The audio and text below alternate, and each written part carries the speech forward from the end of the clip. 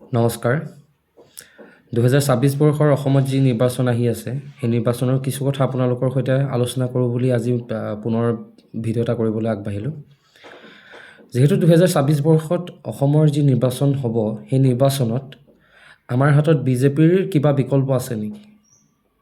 বা অসমৰ যি কংগ্ৰেছ দল বা অসমৰ যি আঞ্চলিক দল, অসম গণ পৰিষদ, অসম জাতীয় পৰিষদ বা অন্যান্য যিবোৰ দল আছে, সেই দলবোৰে অসমত চৰকাৰ গঠন কৰিবলৈ সক্ষম হ'বনে? বা অসমৰ জনসাধাৰণে বিজেপিৰ বিকল্প বিচাৰেনে?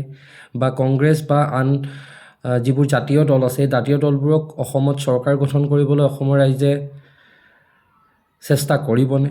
তেনেধৰণৰ কিছু কথা মোৰ দৃষ্টিত মই কি ভাবোঁ, যে মোৰ দৃষ্টিত মই পুনৰ এখন কি চৰকাৰ বিচাৰোঁ, সেই কথাই মই আপোনালোকক ক'ব বিচাৰিছোঁ। সেইটো মোৰ নিজা মতামত। গতিকে আপোনালোকৰ মতামতো আপোনালোকে আগবঢ়াব।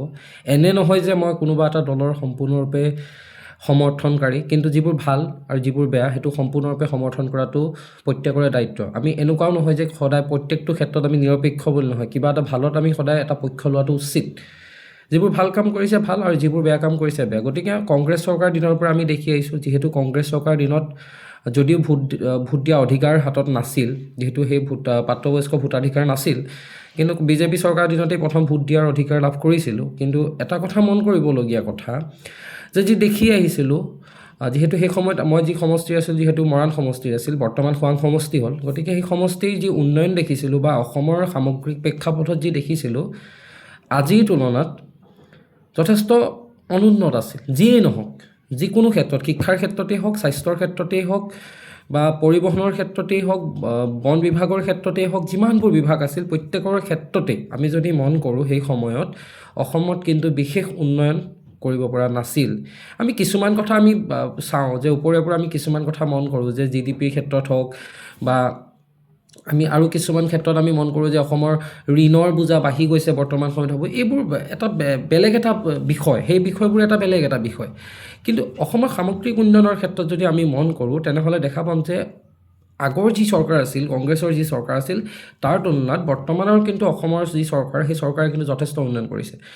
সৰ্বানন্দ সোণোৱাল ডাঙৰীয়াৰ দিনতেই হওক বা বৰ্তমান হিমন্ত বিশ্ব শৰ্মা ডাঙৰীয়াৰ দিনতেই হওক, অসমত কিন্তু উন্নয়নৰ মাত্ৰা যথেষ্ট বাঢ়িছে। বিশেষকৈ আমি যদি চাওঁ, উন্নয়নৰ আটাইতকৈ ডাঙৰ বস্তুটোৱে হৈছে ৰাস্তা পদূলি, অৰ্থাৎ ৰাস্তা ঘাট উন্নয়নে যিকোনো সমস্যাৰ সমাধানৰ প্ৰথম চাবিকাঠি বুলি আমি যদি ভাবিব পাৰোঁ।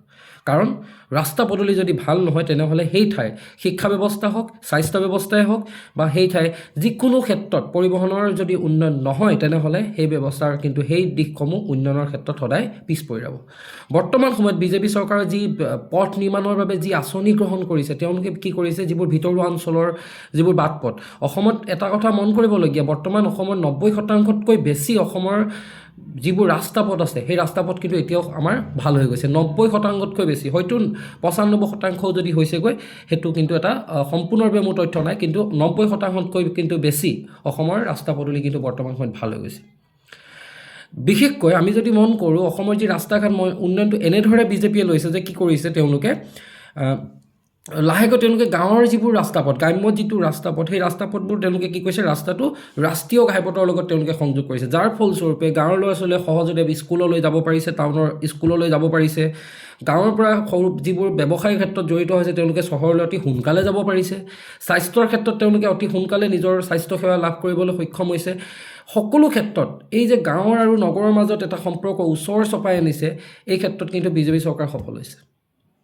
দ্বিতীয়তে, চৰকাৰী চাকৰি দিয়াৰ ক্ষেত্ৰত নিবনুৱা সমস্যাটো আগতো আছিল। আমি কৈ আছোঁ যে নিবনুৱা সমস্যা আছিল, এই যে নিবনুৱা সমস্যা বৰ্তমান সময়ত 1 লাখতকৈ যে বেছি যে চৰকাৰী চাকৰি যে অসমত যে দিলে, ক'ৰবাত কিবা নহয় কিবা এটা আমি যদি প্ৰশ্ন কৰি থাকোঁ যে কিবা দুৰ্নীতি হৈছে, কিবা হৈছে, যি নহওক, কিন্তু অসমৰ আমি তাতো বিচাৰোঁ যদি 99% স্বচ্ছ আৰু নিকাভাৱে হৈছে বুলি আমি ক'ব পাৰিম।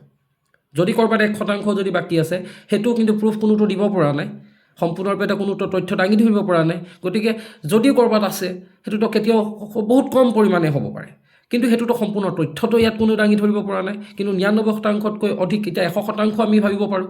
গতিকে ইমান সংখ্যক ল'ৰা ছোৱালীয়ে বৰ্তমান সময়ত অসমত চাকৰি লাভ কৰি আছে। এই সকলো নিবনুৱা হৈছিল কংগ্ৰেছ চৰকাৰ দিনতে, বিজেপি চৰকাৰ দিনত তেওঁলোকে কিন্তু চাকৰিটো তেওঁলোকে লাভ কৰিছে। গতিকে এইবোৰতো সত্য কথা দেখা পাই আছোঁ আমি।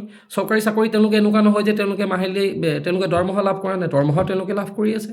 গতিকে এই যে ঘৰবোৰত যে আশাৰ যে কিৰণ আহি পৰিছে, কংগ্ৰেছৰ দিনতো সেই একে সমস্যাখিনি আছিল, গতিকে সমাধান কোনে কৰি আছে বিজেপি চৰকাৰৰ দিনত? ক'ৰবাত দুৰ্বলতা আছে, এখন চৰকাৰৰ দুৰ্বলতা সফলতা সকলো থাকিব, যে অত্যাধিক আঁচনি বা অত্যাধিক কিছুমান আমাৰ বিজেপি চৰকাৰৰ দিনত দুই এটা বস্তু মোৰ দৃষ্টিত মই ভাবোঁ যে চৰকাৰী আঁচনিবোৰ যদি বেছি হৈ যায় তেনেহ'লে মানুহবোৰ কৰ্মবিমুখ হৈ পৰিব, কিন্তু চৰকাৰী আঁচনি নহ'লেও নহ'ব।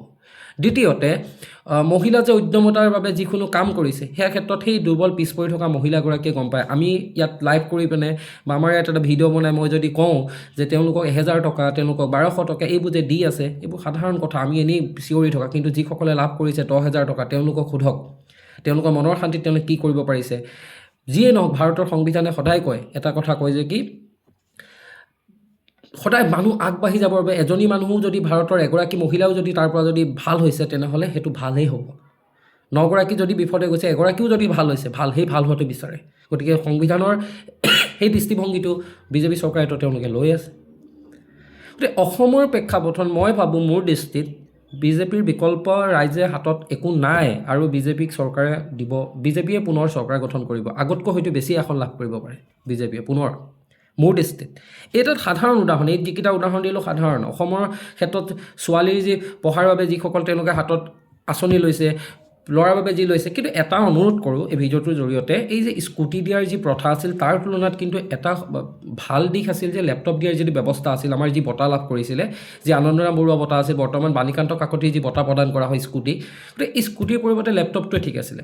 তাতকৈ বিশেষভাৱে যদি তাতোকৈ যদি আৰু এটা ভাল কাম কৰিব পাৰে চৰকাৰখনে, মই ভাবোঁ যে তেওঁলোকে পাৰ্মানেণ্টকৈ কিছুমান হোষ্টেল নিৰ্মাণ কৰক আৰু 3 বছৰ সেই স্কুটিৰ ঠাইত ছাত্ৰ ছাত্ৰীজন বা ছাত্ৰীগৰাকীক সেই স্কুটিৰ ঠাইত 3 বছৰ থকা মেলা বিনামূলীয়া, 3 বছৰ বিনামূলীয়া কৰি দিয়ক।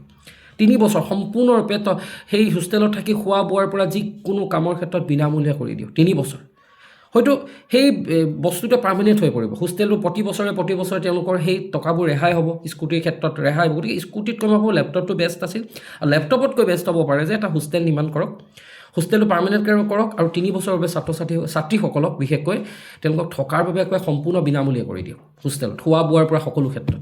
গতিকে এইটো বেছি ফলপ্ৰসূ হ'ব স্কুটিতকৈ মই ভাবোঁ। সেয়া যি নহওক, কিন্তু বিশেষকৈ বিজেপি চৰকাৰৰ বিকল্প অসমত কিন্তু নাই, এটা মন কৰিবলগীয়া কথা। আৰু আমি যিমানেই নকওঁ, যিমানেই চিঞৰি নাথাকোঁ যে বিজেপিৰ বিকল্প কিবা বেলেগ হ'ব, কংগ্ৰেছে আনিব পাৰে আঞ্চলিক, কংগ্ৰেছৰ হাতত হ'লহেঁতেন যদিহে কংগ্ৰেছে নতুন মুখ আৰু নতুন যুৱ প্ৰজন্মক লৈ কংগ্ৰেছে যদি আগবাঢ়ি যাব পাৰিলহেঁতেন, অসমত বিজেপিৰ সৈতে টক্কৰ দিবৰ বাবে অসমত এখন চৰকাৰ হ'লহেঁতেন। কিন্তু অসমত এনে এখন চৰকাৰ নাই যিখন চৰকাৰে বৰ্তমান সময়ত ক্ষমা কৰিব, চৰকাৰ নহয়, অসমত এনে এটা ৰাজনৈতিক দল নাই যি ৰাজনৈতিক দলে বৰ্তমান অসমৰ বিজেপি চৰকাৰখনক বা বিজেপি যিটো দল সেই দলক টক্কৰ দিব পাৰিব। গতিকে আগন্তুক নিৰ্বাচনৰ ফলাফল সম্পূৰ্ণৰূপে ওলাই আছে। মোৰ দৃষ্টিত মই ভাবোঁ যে ওলাই আছে যে অসমত পুনৰ এখন বিজেপি চৰকাৰ গঠন হ'ব আৰু উন্নয়নৰ দিশত অসম আগবাঢ়ি যাব, আৰু যিবোৰ ভুল ক্ৰুটি ৰৈ গৈছে অসম চৰকাৰৰ, সেই ভুল ক্ৰুটিবোৰ শুধৰাই অসমক এখন জাকত জিলিকা কৰিব, এখন ৰাজ্য হিচাপে প্ৰতিষ্ঠা কৰিব। আৰু কিছুমান ভুল শুদ্ধ থাকিব, সকলোৱে আলোচনা কৰিব, ভিডিঅ'টোৰ পাছতো কোনোবাই মোকো সমালোচনা কৰিব, সমালোচনা কৰাটো সাধাৰণ কথা আৰু এইটো কৰাটো কোনো ডাঙৰ কথা নহয়, কিন্তু ভালভাৱে কৰক। মই কোনো দলৰ বিক্ৰী যোৱা এজন ব্যক্তি নহয় বা বিক্ৰী যোৱা এটা ল'ৰা নহয়, গতিকে এনেধৰণৰ মন্তব্য নিদিব যি মন্তব্য মই কাৰো বিপক্ষে কৰা নাই আৰু কাৰো বেয়া ভাবিও কৰা নাই। গতিকে মোৰো বিপক্ষত যাতে নকবা, যি কাৰণে ময়ো কিছুমান ব্যৱস্থা হাতত ল'বলগীয়া হ'ব পাৰে। গতিকে আমি আলোচনা কৰিছোঁ। মোৰ দৃষ্টিত মই ভাবোঁ যে অসমত পুনৰ বিজেপি চৰকাৰখন মই বিচাৰোঁ, যি চৰকাৰে অসমৰ উন্নতিৰ ক্ষেত্ৰত আগবঢ়াই নিব। আৰু যদিহে কংগ্ৰেছে নতুন মুখ লৈ, নতুন ভাল ল'ৰা ছোৱালীক লৈ যদি আগবাঢ়িব বিচাৰে তেনেহ'লে বিজেপিৰ সৈতে টক্কৰ হ'ব পাৰে, কিন্তু এতিয়ালৈকে তেওঁলোকেতো নিবিচাৰে, তেওঁলোকে নিজৰ মাজতে সেইসকলক লৈ আগবাঢ়ি যাব বিচাৰি আছে। গতিকে বিজেপিয়ে নিজৰ ভুল ক্ৰুটিবোৰ শুধৰাই পুনৰ এখন অসমত চৰকাৰ গঠন কৰাৰ শুভেচ্ছা থাকিল, আৰু পুনৰ এখন বিজেপি চৰকাৰে অসমৰ উন্নয়নৰ ক্ষেত্ৰত যাতে আগবাঢ়ি যায় তাৰে শুভকামনা থাকিল।